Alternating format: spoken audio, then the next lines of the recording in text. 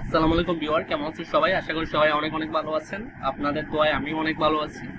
আজকে আপনাদের সামনে উপস্থিত করতে যাচ্ছি সম্পূর্ণ নতুন একটি লেটেস্ট ভার্সনের স্ক্রিপ্ট এসএমএম প্যানেল রেন্টেনের। যদিও রেন্টেড প্যানেল স্ক্রিপ্টটা আপনাদের খুবই পরিচিত, তবে এটা সম্পূর্ণ নতুন একটি থিম, নতুন ভার্সন। এটা যদি ডিজাইনটা আপনাদের একটু দেখাই, এটা হচ্ছে আপনার সাইন আপ বা লগ ইন করার আগে যে হোম পেজটা, সেটা এখানে লং করা হয়নি, এটা শর্টকাট রাখা হয়েছে। নিচে বা উপরে কোনো টেক্সট বসানো হয় নাই, ভিডিও বসানো হয় নাই। আপনারা চাইলে আপনাদের সুবিধার্থে বসায় দিতে পারবেন, সি প্যানেল দিয়ে কাস্টমাইজেশন করতে পারবেন। ওইটা আমি আর ভিতরে না যাই, আমি এটা ইনস্টল করে তারপর হচ্ছে যে লগ ইন করে দেখাচ্ছি। ইনস্টল করার জন্য আপনাদের যে কাঙ্ক্ষিত ডোমেনটি আছে, সাব ডোমেন বা মেইন ডোমেন, সেই ডোমেনে দেখেন এটা হচ্ছে আমার সাব ডোমেন ক্রিয়েট করে রাখছি। এখানে কিন্তু এখনো ইনস্টল করা হয়নি, ফাইলটা আপলোড করে রাখছি। তো আপনাদের সাব ডোমেনের বা মেইন ফাইলের যেটাই বলেন, ওই কাঙ্ক্ষিত ফাইল ম্যানেজারে যাবেন, যাওয়ার পরে হচ্ছে যে ফাইলটা আপলোড করে দিবেন। আপলোড অপশনে ক্লিক করে হচ্ছে এখান থেকে আপলোড করে দিবেন। তো আমার যেহেতু অলরেডি আপলোড করা আছে, তো এটা আমি আনজিপ করবো। এখন আনজিপ করার জন্য এখানে ধরে রাইট বাটনে, তারপর এক্সট্রাকে করবো, এক্সট্রাক্ট ফাইল করার পরে এটা আনজিপ হয়ে গেল। ফাইলটা আপলোড করে এভাবে আনজিপ করে নেবেন আপনাদের কাঙ্ক্ষিত ফাইল ম্যানেজার থেকে। তো আমি এখান থেকে রিলোড দিয়ে দিলাম। রিলোড দেওয়ার পর হচ্ছে এরকম, আমি এটা ডিলিট করে দিই, এটা আমার আর দরকার নেই। এটা আমি এখন ডিলিট করে দিচ্ছি। এখন যদি আমাদের সাইটটাকে একটু রিলোড করে দেখেন, এখন কিন্তু হবে না, এটা এরর আসছে, কারণ আমাদের ইনস্টল কিন্তু এখনো কমপ্লিট না। সেক্ষেত্রে হচ্ছে আমরা এখান থেকে ফাইল ম্যানেজার এটা আপলোড করছি, তারপর এখান থেকে যাব হচ্ছে সি প্যানেল থেকে এখানে ডাটাবেজ একটা ক্রিয়েট করতে হবে। এখান থেকেও ক্রিয়েট করা যায়, আবার এখান থেকে ক্রিয়েট করা যায়। এখান থেকে সব থেকে সুবিধা হয়। তো এই অপশনটাতে যাওয়ার পরে আমাদের ডাটাবেজের নামটা দিতে হবে, ইউজার নেম যেটা। আমি এখান থেকে হচ্ছে এটা দিয়ে দিই 18 এন্টার, এটা দিয়ে দিই। দেওয়ার পরে নেক্সট স্টেপে ক্লিক করার পরে এবার হচ্ছে এখানে বসাতে হবে। এখানে আমি এটা দিয়ে দিলাম, তারপর পাসওয়ার্ড সুবিধাতে এটা দিয়ে দিই, এটা দিয়ে দিলাম পাসওয়ার্ড। তারপর হচ্ছে ক্রিয়েট ইউজার ক্রিয়েট করার পরে এগুলো সেভ করার দরকার হয় না, তারপর অলে দিয়ে হচ্ছে আমি সেভ করে দিলাম। এখানে হচ্ছে আপনার যে ইউজার, আমি যেহেতু সবগুলো সেভই দিচ্ছি, বারবার কপি করার দরকার নেই। এখান থেকে হচ্ছে আমরা অ্যাড ফাংশনে যাব, অ্যাড ফোল্ডারে, তারপর হচ্ছে যে কনফিগ, এটা এডিট করব। এডিটরে ক্লিক করে এটা এডিট করব। এখানে হচ্ছে নাম, মানে নাম, ডাটাবেজের নাম, আমাদের ডাটাবেজের নাম ছিল এটা, ইউজার নেম ছিল হচ্ছে আপনার এটা, পাসওয়ার্ড ছিল এটা। তো আপনারা যদি ভিন্ন হয় সেখান থেকে হচ্ছে কপি করে এনে বসায় দিবেন, এখান থেকে কপি করে এনে বসায় দিবেন। আর পাসওয়ার্ড যেটা দিয়েছেন সেটা অবশ্যই এখানে পাসওয়ার্ডের জায়গায় দিতে হবে, এটা হচ্ছে পাসওয়ার্ড। আর এখানে হচ্ছে যে ডোমেন লিঙ্কটা আমাদের সাইটের যে ডোমেন লিঙ্ক, এখান থেকে 18 থেকে শুরু করে বাকিটা কপি করতে হবে। 18 থেকে শুরু করে এটা কপি করে নিলাম। কপি করার পরে হচ্ছে এটা এখানে কাট করে এটা পেস্ট করে দিব। এখানে আমি এটা পেস্ট করে দিলাম, তারপর হচ্ছে এখান থেকেও তীরের জায়গা এটা পেস্ট করে দিলাম।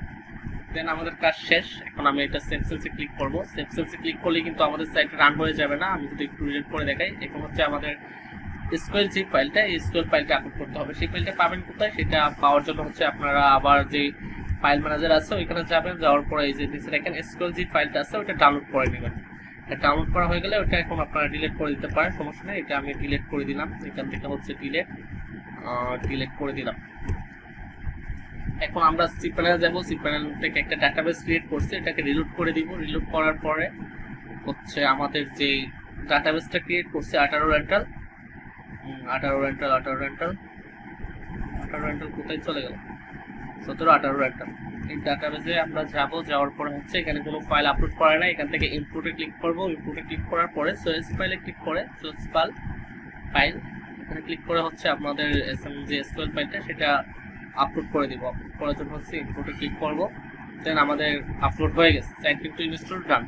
এখন যদি আমাদের সাইটটাকে রিলোড করি, দেখেন ইনস্টল হয়ে গেছে। তো ইনস্টল করা কমপ্লিট হওয়ার পরে হচ্ছে আমরা যদি সাইটে ভিজিট করার পরে ওরকম শো করবে। দেখেন ডিজাইনটা কিন্তু সেমই, যেটা শো করার কথা সেটাই শো করতেছে। আর এখানে হচ্ছে সাইন আপ বাটনে ক্লিক করে সাইন আপ করতে পারবেন। আর আমার যেহেতু অলরেডি সাইন আপ করা আছে, আমি লগ ইন করে নিতেছি। লগ ইন করার পরে হচ্ছে আপনাদের হোম পেজে যে ডিজাইনটা এটা শো করবে, এসএমএম 71, এখানে ক্যাটাগরি অ্যাড করা, সার্ভিস অ্যাড করা নেই, এগুলো আপনারা অ্যাড করে দিতে পারবেন। আর হচ্ছে মাস অর্ডার এগুলো সার্ভিস, এখান থেকে সার্ভিস দেখতে পারবে ইউজাররা। অ্যাডভান্সে গেলে অ্যাডভান্স করতে পারবে, অ্যাডভান্সের যে সাবজেক্টগুলো বিষয়গুলো সেগুলো আপনি কাস্টমাইজেশন করে অ্যাড করে দিতে পারবেন অ্যাডমিন প্যানেল থেকে খুব সহজে। আর এটা যদি আমি অ্যাডমিন প্যানেলটা একটু ভিজিট করি, এখানে হচ্ছে 18, তারপর হচ্ছে অ্যাডমিন প্লেস দিয়ে অ্যাডমিন দিব। এডমিন দেওয়াই আছে। ওইখানে যদি আমি যাই, তারপরে হচ্ছে ডিফল্ট ভাবে দেওয়াই থাকে, ওইটা আপনারা চেঞ্জ করে নিতে পারবেন। সি প্যানেলের পিএসপি মাই এডমিন যেটা, ওইখান থেকে আপনারা এসকিউএল ফাইলে যাওয়ার পরে এডমিন ফাইল থেকে আপনাদের ইউজার নেম পাসওয়ার্ড চেঞ্জ করতে পারবেন। এখানে লগ ইন করার পরে এটা হচ্ছে আমাদের অ্যাডমিনের যে ড্যাশবোর্ড, ওইখান থেকে user, service, order, payments, ticket, default ভাবে অ্যাডমিন প্যানেলে যেগুলো ফাংশনগুলো থাকার কথা সবগুলোই আছে। এখানে আলাদা কোনো কিছু অ্যাড করা নাই, যেগুলো প্রয়োজন সেগুলোই থাকার কথা সেগুলোই থাকবে। এখান থেকে সেটিং এ আপনারা সমস্ত কিছু কাস্টমাইজেশন করতে পারবেন, সাইটের লোগো, ফেভিকন, নাম এগুলো কাস্টমাইজেশন করতে পারবেন। এছাড়া হচ্ছে অ্যাপারেন্স থেকে আপনারা যদি টিম অপশনে যান, টিম থেকে হচ্ছে এখানে 3টা কালার আছে, কালারগুলো আপনারা চেঞ্জ করতে পারবেন। নিউ ভার্সনের যে কালারটা সেটা ডিফল্ট ভাবে দেওয়া থাকবে, এটা হচ্ছে আপনাদের নিউ ভার্সন, এটা বর্তমানে মার্কেটে অ্যাভেলেবেল নাই। আমি যদি আরো একটা কালার দেখাই, এটা যদি আমি দেই দেখেন এখন হচ্ছে যে কালারটা চেঞ্জ হয়ে যাবে। আমি কালারটা দেখেন কালার কিন্তু চেঞ্জ হয়ে গেছে। আমি যদি লগ আউট করে দেখাই, এটা হচ্ছে লগ আউটের পরে এরকম কালারটা চেঞ্জ, এই হচ্ছে বিষয়। আর এই কালারটা যদি আমি দিই দেখেন, আমি লগ আউট করছি যার কারণে এখানেও লগ আউট হয়ে গেছে। আচ্ছা কোনো ব্যাপার না, এখান থেকে হচ্ছে না সরি অ্যাপারেন্সে যেতে হবে। অ্যাপারেন্স থেকে এই কালারটা যদি আমি সিলেক্ট করি দেখেন এখন এটা সিলেক্ট আছে। এখান থেকে আমি যদি রিলুট করি কালার কিন্তু চেঞ্জ হয়ে গেছে। এই হচ্ছে আপনাদের বিষয়, আপনারা এভরিথিং কাস্টমাইজেশন করতে পারবেন। আর এসএমএম প্যানেল স্ক্রিপ্টেতে বর্তমানে কোনো বাগ নেই, আর এটাতে বাগ পাবেনও না। আপনাদের যে কোনো ধরনের সাইট বা যে কোনো ধরনের অ্যাপ্লিকেশন লাগলে আমাদের থেকে খুবই লো প্রাইসে তৈরি করে নিতে পারবেন। আমাদের সাথে যোগাযোগ করার জন্য ভিডিওর ডিসক্রিপশন বক্স থেকে হোয়াটসঅ্যাপে যোগাযোগ করতে পারেন, অথবা আমাদের টেলিগ্রাম গ্রুপ আছে, চ্যানেলও আছে, ওইখানে জয়েন হতে পারেন, আমাদের মেসেঞ্জার গ্রুপে জয়েন হতে পারেন। যে কোনো ধরনের অ্যাপ্লিকেশন বা সাইট তৈরি করে নেওয়ার জন্য বা স্ক্রিপ্ট সোর্স কোড নেওয়ার জন্য আমাদের সাথে যোগাযোগ করতে পারেন হোয়াটসঅ্যাপে। ধন্যবাদ সবাইকে।